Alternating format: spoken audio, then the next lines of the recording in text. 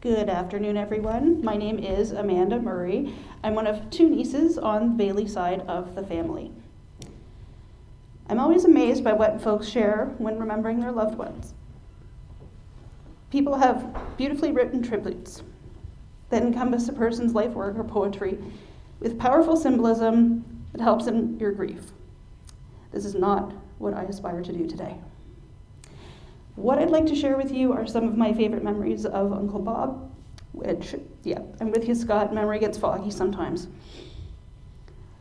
It's funny how siblings can grow up in the same household, for example, and have entirely different recollections of events. In any case, I hope you can share in my versions of them or sense his spirit in these stories. John Lennon once said, "I become like whoever I'm with.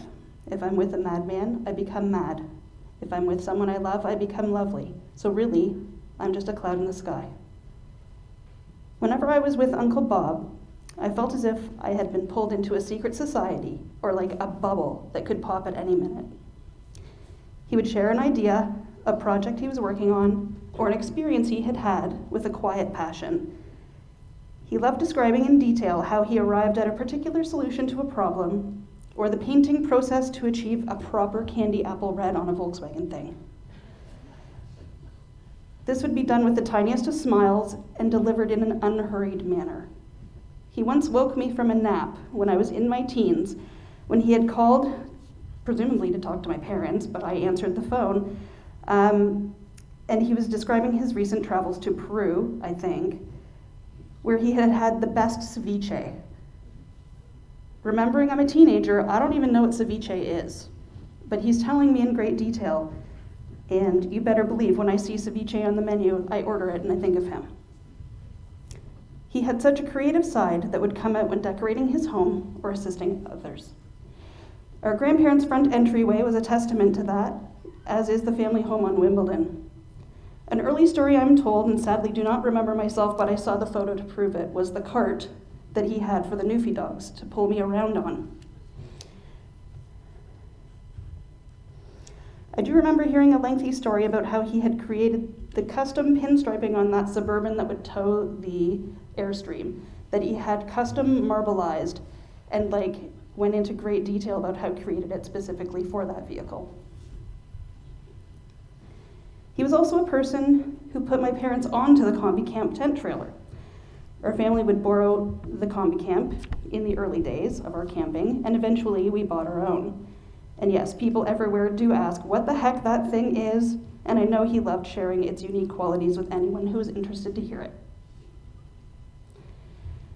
Around the time he was renovating the cottage on York Ave, I coined a term, lovingly, in reference to his desire to improve things, but in distinctly his way. I'm sure I'm not the only person who came up with the term, but it really did seem to describe perfectly what he did. Carpet doesn't sit right, measure the dimensions and the angles of the room, and have one perfectly made to fit. Need more storage in your kitchen? Let me design a custom cabinet that will house your KitchenAid and all your cookbooks. Artisan, creator, optimist, whatever the challenge, he would find a creative and useful solution. Some of you will remember that he named each of his vehicles. I first became aware of this when he had Canstall and had what in my young mind was a whole fleet of vehicles. I'm not sure how many there actually were, but in my head there's a lot. One had, it's either Bertha or Betsy painted under the window. I don't remember which it was, but it stuck with me. It was painted just on the driver's side below the window.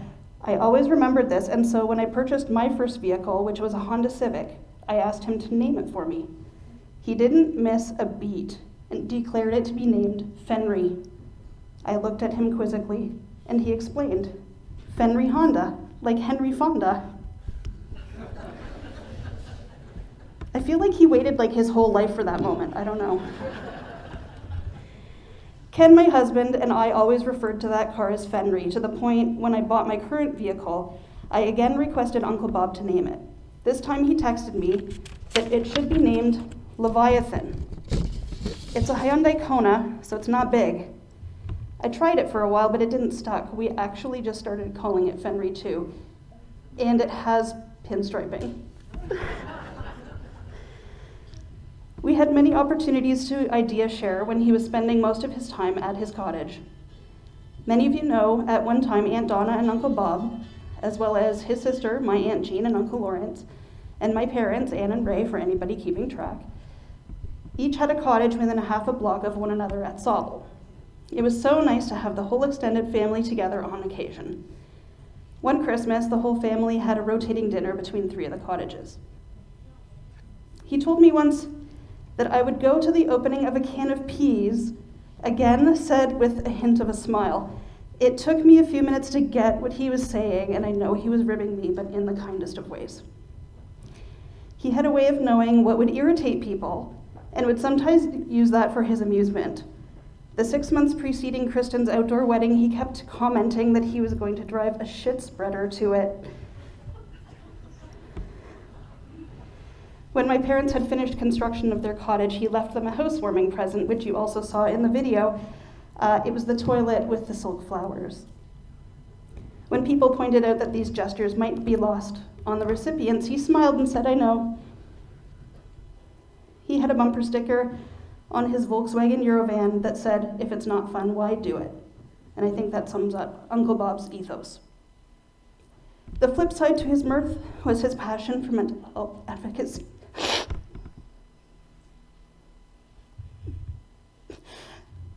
I spent an entire morning chatting with him about his not always smooth path through mental health.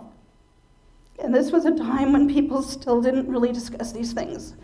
Again, my memory's foggy on what was going on in my life at that time, but I felt seen by him.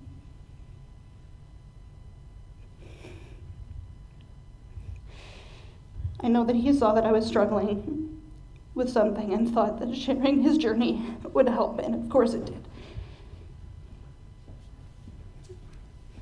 Thank you.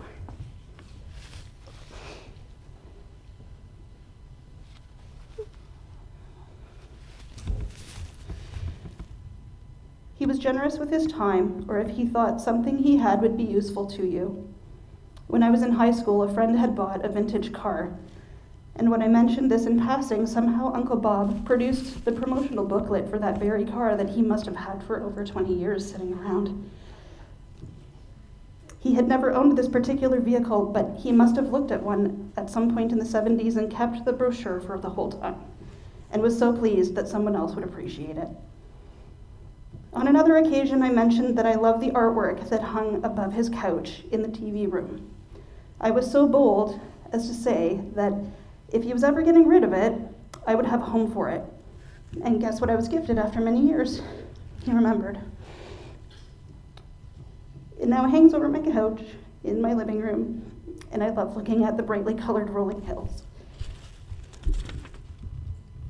Never a stranger to anything new and different, I feel as if the Bailey family tradition of gently questioning the status quo was alive and well in Uncle Bob. Mediocrity was the enemy. He always drank the best coffee, lots of it, never decaf. That was a bad word. I got dirty looks for asking. And I don't remember him wearing anything on his feet other than cowboy boots, and in later years, Birkenstocks. We all lived vicariously through his many adventures, and I really looked forward to his Facebook posts, detailing which part of the world he was visiting and what he was eating. Any of you from a certain vintage will remember the show Fraggle Rock. And the main character had an uncle named Traveling Matt. I'd picture Uncle Bob as a real-life traveling Matt, exposing us to different ways of life. When my grandfather, Bob's dad, passed away in Florida, the way I processed it was that he was just sort of still in Florida, living his best life. I know I'm going to do the same with Uncle Bob, picturing him exactly where he wanted to be.